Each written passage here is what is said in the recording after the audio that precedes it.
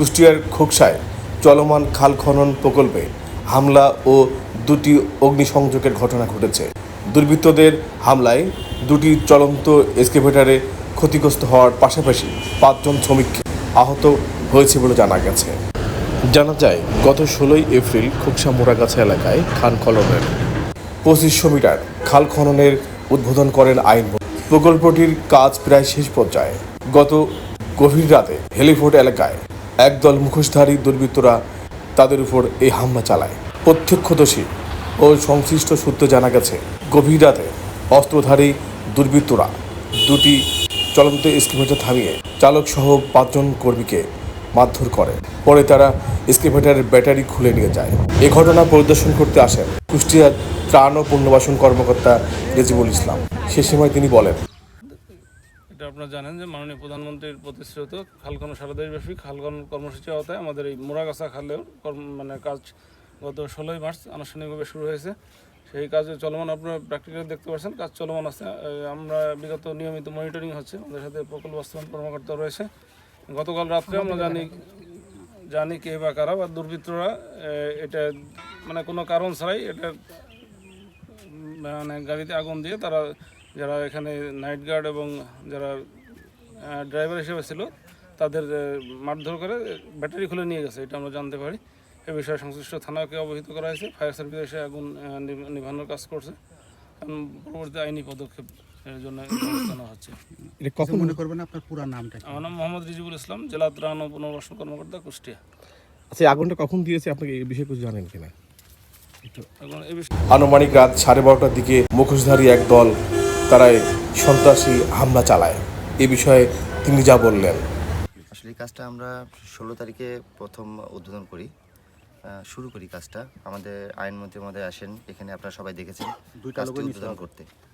তো কাজটা উদ্বোধন করার পরে আমরা কাজ শুরু করি এবং আপনার বাস্তব অভিজ্ঞতা আপনারা নিজেরাও দেখেছেন এখানে যে খালের কাজের মান কিন্তু আমরা যতদূর সম্ভব সুন্দর করার চেষ্টা করেছি।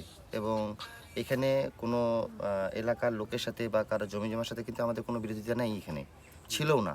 এবং তারা স্বতঃস্ফূর্তভাবে আমাদেরকে হেল্প করেছে যে কোনো বিষয়, যে এখানে এই পাশ দিয়ে করলে ভালো হবে, জিনিসটা এইভাবে আছে, সব কিছু বিবেচনা করে বলে কাজটা করা হয়েছে। কিন্তু গতকালকে রাতে তারা যখন ভেকু রাত 10টার দিকে এখানে 10টা পর্যন্ত কাজ করার তাদের সাথে নিয়ম আছে, তো তারা 10টার দিকে কাজ যখনই বন্ধ করছে, তারা বন্ধ করে ড্রাইভার এবং আমাদের এখানে 2জন নাইট গার্ড ছিল, তারা এখান থেকে বাসার দিকে যাবে আর নাইট গার্ড থাকবে। সেই মুহূর্তে এখানে 10-15 জন আতঙ্কিতভাবে একটা গাড়ি নিয়ে এসে এবং অস্ত্র সহ ছিল তাদের কাছে, তারা আতঙ্কিত হামলা করে আমার যে ড্রাইভার সাহেব আছেন তাকে প্রচণ্ড মারধর করার পরে গাড়ির ব্যাটারি ট্যাটারিগুলো খুলে নেয়। এর মাঝখানে 2জন কোনোরকম পালিয়ে গিয়েছিল, তারা লুকিয়েছিল সামনের দিকে, কিন্তু ফোন দিতে পারতেছিল না, কারণ তাদের পিছনেও ধাওয়া করা হয়েছিল, কারণ এনারা সংখ্যায় প্রায় 10-15 জনের মতো ছিল। এর মাঝখানে 2 ঘন্টা প্রায় চলে গেছে। আমার কাছে ফোন এসেছে রাত 1টার দিকে।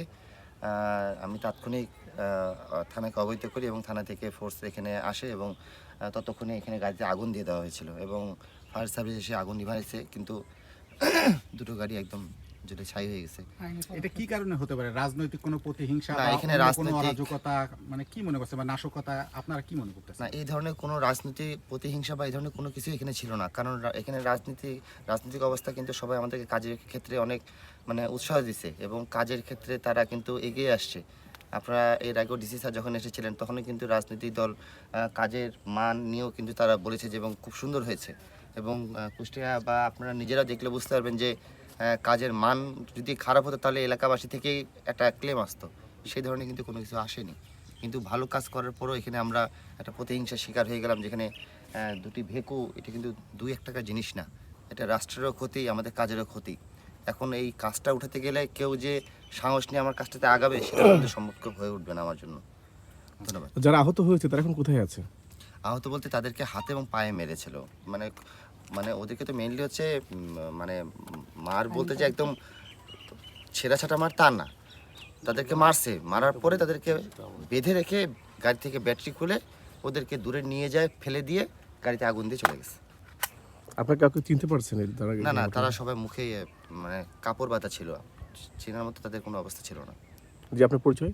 আমার নাম মোহাম্মদ দস্তদার হোসেন, উপজেলা প্রকল্প কর্মকর্তা, কুষ্টিয়া খোকসা।